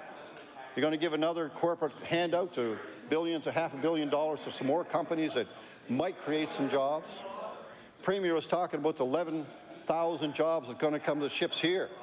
Well, when you talk to the Irving company, there's nowhere near 11 million jobs. 11,000 jobs, 11,000 jobs. Nowhere near 11,000 jobs. It might be 2,000. 2,000, that's good. That's very positive. That's wonderful. But when you look at Eastlink that employs 2,000 people, Dalhousie employs 2,000 people, and other local employers that employ that numbers now, it really is not going to have a huge impact on our economy. It's not. It's over a long period of time. It'll be very positive for our economy, but it's not going to bail us out. It's not going to mean that everybody has got all kinds of money to spend. It's not going to be the grocery store going to be all kinds of new homes built and all the things that go with that. That's not going to happen. It's not. It's just a false leader. And to keep on quoting that number, well, the company is saying it's only less than 2,000 people are going to employ. So it makes you wonder how they're getting the time in place. So with those few comments, Madam Speaker, I'll take my place. Recognize the honourable member for Inverness. Thank you, Madam Speaker. Madam Speaker, I want to thank the research people in our office. They've provided some information here. There's a couple of points that are quite sobering. Nova Scotia youth between the ages of 15 and 24 have the highest unemployment rate in Canada at just over 20%. Also, it's almost twice as hard to find a job in Nova Scotia as it is for other Canadians. There are 10 people unemployed for every vacancy in Nova Scotia, whereas the national average is 5.3. So, Madam Speaker, you know, those numbers, it's a tough time to be graduating from post-secondary education in Nova Scotia right now and entering a labor force with those statistics. Not easy for 1 in 5 to be unemployed. And I think of the federal government, I think of this government always complaining about the federal government. The federal government's transfer payments have gone up. This government's being handed more money than they've ever been handed to work with as a government. And that's right in legislation. The health transfers are going up by 6% per year. And the social transfers up by 3% per year. That's by legislation. This government has more money to work with to balance its budgets and to provide services for Nova Scotians than previous governments. Yet, Madam Speaker, they've increased the HST, they're running deficit budgets, and they've added more debt per year than any administration in the history of the province. And it's been tabled in the legislature twice, Madam Speaker, and if the Minister of Finance wants to dispute it, she can bring some facts to the table. So, Madam Speaker, what are we debating here today, for anybody who's watching? One of the things that strikes me about this government is it's trying to pick winners and losers. And, Madam Speaker, that's a zero-sum game. And I'll give you an example. Seacoast Brewery in Guysborough County. I made a tweet one day, and I got a lot of attention from the media over it without any intention. But Order, please.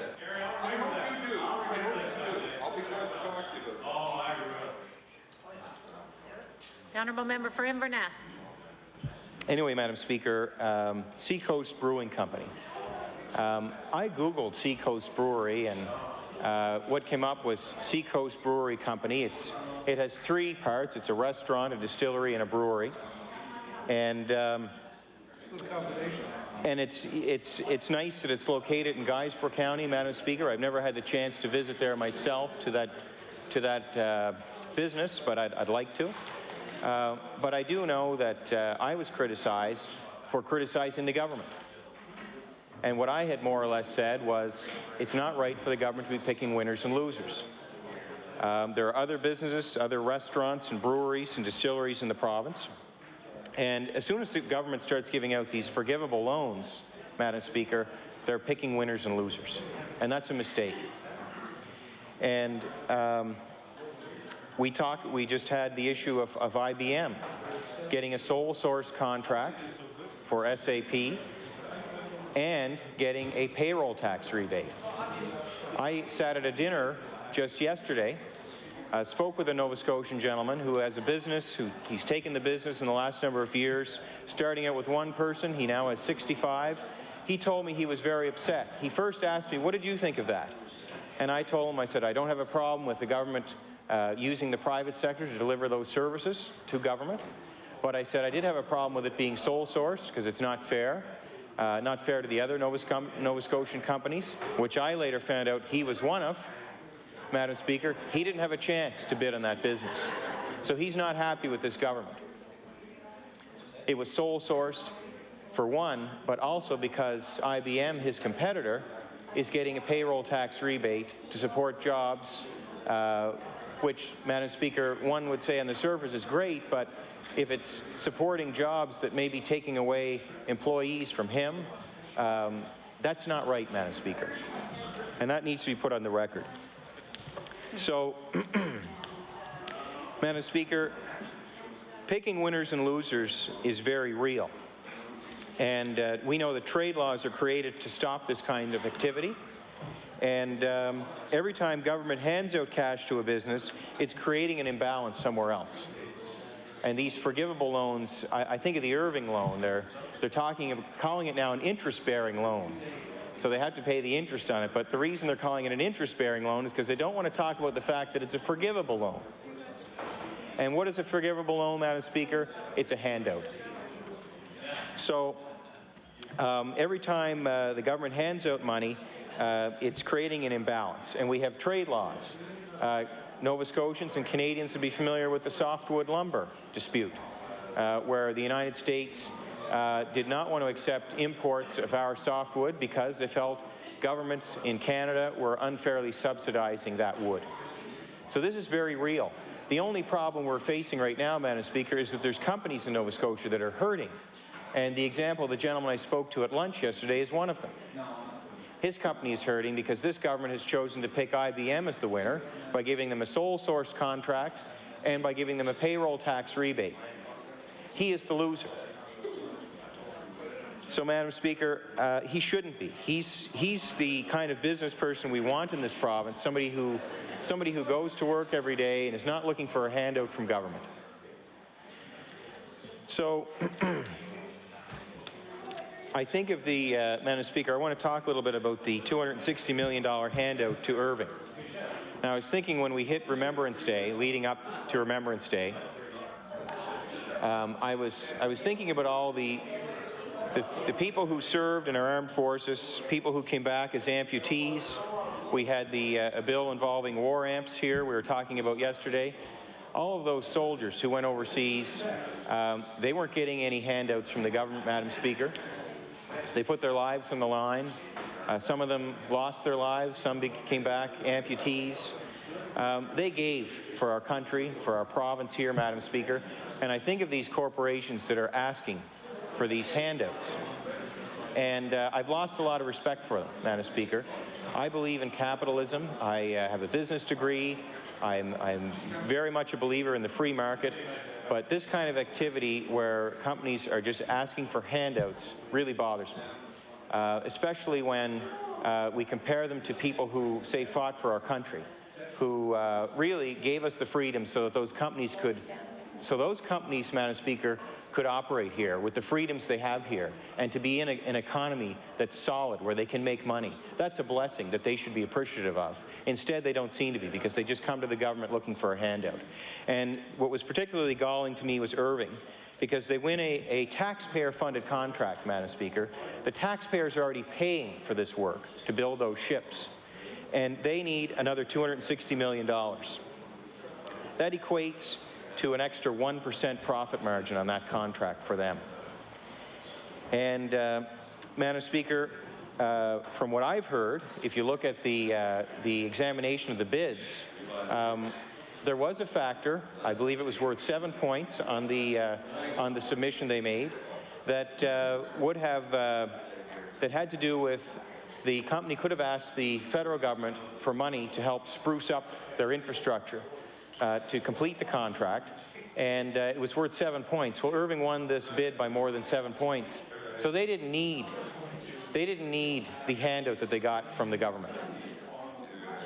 And the members opposite, I know this is something they would have been concerned about in opposition. That's something they should look at. They should ferret that information out like we did, look at that and recognize that Irving here got a handout that they didn't really need. And you know, if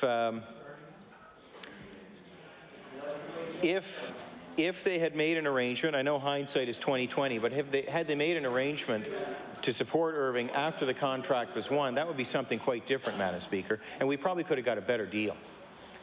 And in fact, we probably wouldn't have had to pay 1 red cent because they would have gotten the contract on their own merit and without the need for government money. So, Madam Speaker, I only have about 3 minutes left here, but that's the most glaring example. I know, I guess what I'd like to say, and I do have more to say, but I'm going to have to cut it short. I think the government, and I'm surprised they're not more in tune with what I'm saying, because I almost feel like an NDPer speaking here today, Madam Speaker. talking about handouts to corporations. But maybe they need to review these matters a little more and think about them. And maybe they should be holding the front bench a little more accountable for their decisions. And I know it was very beneficial for the Premier to have his hand raised down on the waterfront by Jim Irving. But, you know, that cost $260 million. And it wasn't necessary. So, in short, Madam Speaker, I think we should be building a competitive economy and let the jobs take care of themselves. We've seen power rates go up. I heard the member from Sackville talk about, you know, we're shackled to the price of coal. And I think about coal. If we got rid of coal tomorrow, which, Madam Speaker, we know is 58% of the energy source for the province, and it's also one of the cheapest sources of power for the province, Madam Speaker, our power bills would skyrocket. So I would call upon that member to start tabling some numbers behind his comments, or otherwise his comments are quite empty and they don't hold any weight. This government should be focused on reducing power rates by reducing their blind drive towards renewables that are not reducing the price of power and are actually increasing the amount of emissions, so they're creating more pollution. They should be looking at the size of the government, revisiting their promise to reduce the number of people working in government by 1,000 people, which could be done without even having to let anybody go. Because we know every year, Madam Speaker, there are a number of people who leave government. They retire. We just don't need to replace them, Madam Speaker. Had this government done that from the outset, they could have balanced their budget, and they could have stuck to their commitment of reducing the civil service by 1,000 people. This government also talks about their small business tax breaks. Let me just point out, Madam Speaker, that amount pales in comparison to the $600 million the government has handed out in small business tax payments into the government, handed that same money out to big business in this province. So, Madam Speaker, to conclude, start working on building a competitive economy.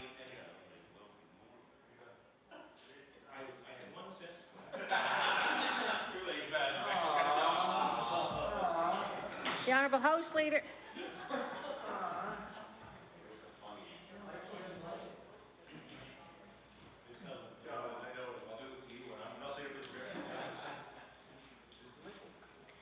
The Honourable House Leader for the Progressive Conservative Party. Thank you so much, Madam Speaker. Can you call resolution number 1946, which I'm sure the fun will continue. Call resolution number 1946. I recognize the honourable member for Cape Breton North. Thank you, Madam Speaker. It's my pleasure to rise here this evening to speak to resolution 1946 that states, therefore, be it resolved that all members of the legislature urge the government to stop buying jobs through corporate giveaways and begin the hard work of building our economy from the ground up by lowering taxes, making power more affordable, and creating good, lasting jobs. Madam Speaker, we know it's almost 2 times as hard to find a job in Nova Scotia than it is in any other province in the country.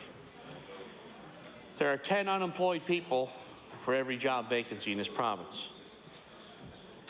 Madam Speaker, in order for the economy to thrive, there has to be a level playing field here for everyone. Doling out $600 million in corporate welfare means the government is picking winners and losers. The taxpayers are always on the losing side. Madam Speaker, checkbook job creation in Nova Scotia is just not working. This government has written checks for more than $600 million. What have we got to show for it? As of right now, not much. Parents are forced to make tough choices for food or rent, food or medicine, food or heat. And all we hear is their claims to success. They dismiss the poverty stats and pat themselves on the back for creating all these part-time jobs. $600 million, Madam Speaker, for part-time jobs. Nova Scotia has fewer jobs now than did in the depths of the recession. If they were serious about job creation, they would make the situation for jobs to come here attractive. Scrap the first contract arbitration. Lower taxes, lower power rates, lower the cost of fuel. There are 7,400 fewer full-time jobs in Nova Scotia than there were just 3 years ago. That's the second worst jobs record in the country. We think that's nothing to boast about. This is in stark contrast to the average throughout the rest of the country, where full-time jobs has surpassed the pre-recession levels, gaining 644,200 over the past 3 years. Despite these statistics, the Minister of Economic Development and Tourism believes his job plan is working. We're told, get out of our way, and they'll do their job. And in the last session, we were told, just think what this government could do in 20 years. Well, Madam Speaker, if this is what happens in 3 years, I don't even want to think what we could happen in 20 years. We know 7,400 reasons why this is wrong.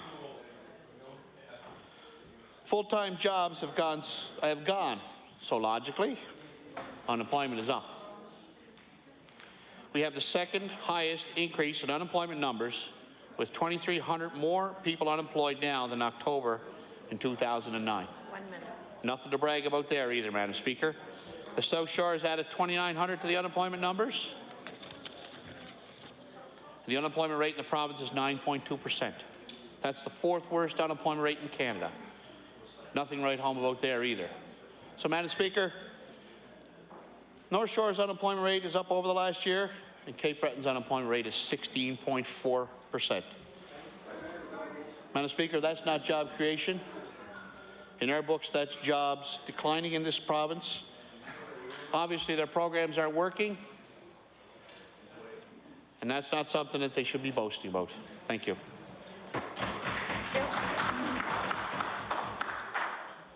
Recognize the honourable member for Cumberland North. Thank you, Madam Speaker. What an excellent time to be a young person in Nova Scotia today. I'm proud to be a Nova Scotian. I'm proud to be a New Democrat. I'm proud to be a member of this government, largely because we've done in the last 3 years and what is happening right now, what is about to happen. I moved to Nova Scotia in 1988. Married a Nova Scotia girl, moved to Nova Scotia in 1988. Two of the best decisions I ever made in my life. During that time, I've seen a lot of changes. In 1988, you could drive from Amherst to Halifax without paying a toll. I'd like to thank our Liberal colleagues for that. 1988, Nova Scotia government owned Nova Scotia Power. We were able to have some modicum of control over that, and any profits, presumably any profits, went back into the company, went back to Nova Scotians. I'd like to thank them for that. Only kidding. Shame in the Conservatives, shame. But now, in 2012, Nova Scotians are turning the corner. We're turning the corner on 20 years of the worst economic performance in this country. Jobs here, jobs now. Education, innovation, and competitiveness for Nova Scotia companies and for Nova Scotians are going to make the difference. That's what we're here for, that's what we're doing, and we'll deliver.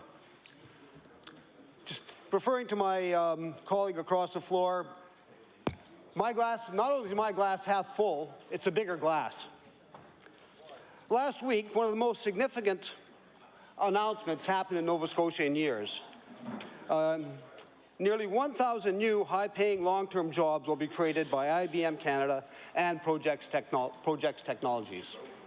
1,000 new jobs. Nova Scotians want good-paying, long-term jobs and a growing economy so they can stay here with their families and build a life in Nova Scotia.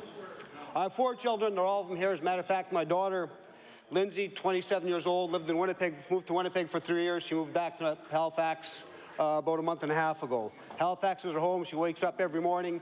Would tried somewhere else. She's going nowhere. This is home.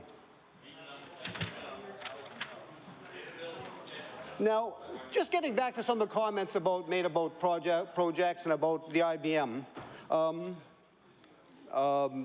contract. So Scott Richards, who's Project's Atlantic Regional Vice President, or President rather, Now, he said it quite clearly in his letter to the Herald on November the 10th, and I quote, "No new jobs, no tax break. Government, and by extension the taxpayer, is not owed any money by supporting projects or any other company. The ultimate economic development is always right because the taxpayers, it's the ultimate economic development because the project is always in the taxpayer's interest. Only when this happens would they get any money from the Nova Scotia taxpayer." Now, that's on a macro scale. Now, when we're talking about, and we could table that article from the Halifax Herald as well. When, now, those thousands of jobs coming, when you talk about buying jobs, I'd like to bring that right into Cumberland North for a minute. Northwestern Nova Scotia is doing really quite well. As a matter of fact, LED roadway lighting, Chuck Hartnell, did very well. The province of Nova Scotia are $6 million equity partners in that company. They are receiving major contracts all over the world. They are leading in technology, with innovative technology, with provincial support, creating long-term employment in northern Nova Scotia. IMP Aerospace company moved 25 of their machinists. Their machine shop moved from Halifax to Amherst. So 25 well-paid jobs moving out of the greater Halifax area. Polycello, owner-operator Steve Emerson. With some help from the province, we helped them out with $1 million to buy a new machine which will double and a half his capacity, who has the best printing capacity for that operation this side of Toronto, and competing with competitors all over the world. There are things are moving as well as they can. We're doing, and Madam Speaker, thank you. I'll close my remarks on that. Thank you. Recognize the honourable member for Glace Bay. Thank you, Madam Speaker. I appreciate that, and I do look forward to the opportunity to speak on Resolution 1946. And I'd also like to thank my colleagues from Cape Breton North, who's done a great job speaking on this tonight, and the gentleman who we'll hear from CB West, who's also done a great job with these files. And I also want to mention, Madam Speaker, that the member for Cape Breton West has done great work with the MV minor file, so I'd like to congratulate him on that for sure. This truly is it's a reasonable resolution, in my opinion, because the proof is in the pudding. And the member from Cumberland North, who is a really good guy, and it's good to see him speak on this issue. But he did mention something that to me, it's the theme of this resolution that I want to speak to. And when he suggests that it's a great day to be in Nova Scotia for young people. Nova Scotia is a great province, there's no doubt about it, but when you're talking about economic development and young people, it's absolutely rich to suggest that there's jobs flowing here and there's people accepting resumes all the time. I've got one company who has 100 people from Glace Bay working in Fort McMurray. One company, 100 people. The top age of that 100 group is 45. The youngest is 21. So that's the kind of demographic that we have at one company at West. So to suggest that things are great and that Nova Scotians can find work here, I think is a little bit misleading. And it's my issue with this conversation about economic development and the corporate handouts and the big checks is about this idea of false hope. When you add up all the job numbers from Irving, Bowater, Scanwood, DSME, all those total promises made by this government, we're in the realm of 15,000 jobs. The number thus far at this point is a loss of 1,300 by those very corporations, the 6 corporations. So when you look at what you're telling Nova Scotians, what the government is telling Nova Scotians versus what the reality is, they're two very different things. And when you're telling taxpayers who own this money, you're investing this money on behalf of them, that things are great and we're creating 15,000 jobs when clearly we aren't. then that's the problem, and that's what makes people upset. And certainly, you know, the other things that make businesses upset when we're talking about business is this issue of power bills, which is mentioned, and power rates in this province. One of the things that stuck in my head so vividly from the Minister of Economic and Rural Development and Tourism, when I asked the question on power rates and power bills and the impact it's had on business and whether or not he was hearing from those businesses, Madam Speaker, he said it's not really an issue. I've tabled it many times. It's in answer. Power bills aren't an issue. An input cost of anything that you do, from manufacturing to food services to accounting and legal and medicine and all those things, an input cost is power. So when you increase any input cost, naturally you decrease your profits by way of revenue minus expenses. So if the power rates are high and getting higher, this is cause for concern, and it makes businesses struggle. And that's something that we've got to keep in mind, that this is not separate and different from economic development. Power bills is an input cost, and it's certainly an important piece of that. And again, with respect to corporate handouts and these big checks, I go back every time, and I'm still waiting for some kind of clearance and some kind of clarification on the DSME investment that we made on behalf of taxpayers. It's really troublesome, Madam Speaker, when we put $60 million into a facility that's promised to create 500 jobs, and they were doing so by way of production of wind turbines that basically that plan has been abandoned. And now we're looking at diversifying, and we know the stories already. We've shared it many times in this legislature. So we're diversifying a plant that was leveraged with 60 million tax dollars. Very concerning, and something that we need an answer to. And I don't know if the minister doesn't want to share that information, or he just doesn't understand that this makes other businesses in that new diversified sector less competitive relative to DSME. So this resolution is certainly fitting, and I think the corporate welfare idea, it's got to stop, and I think Nova Scotians are worried about it. So what can we do? Briefly, I think there's a number of things. The corporate handouts have to stop. We've got to look at the impact of power rates, as I mentioned, with some of the input costs.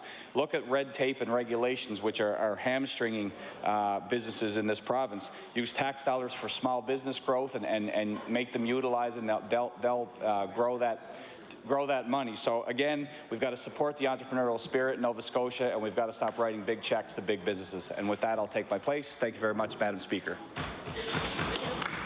Recognize the honourable member for Cape Breton West. Oh, thank you very much, Madam Speaker. And it's a pleasure to stand in my place today to say a few words on this very important topic.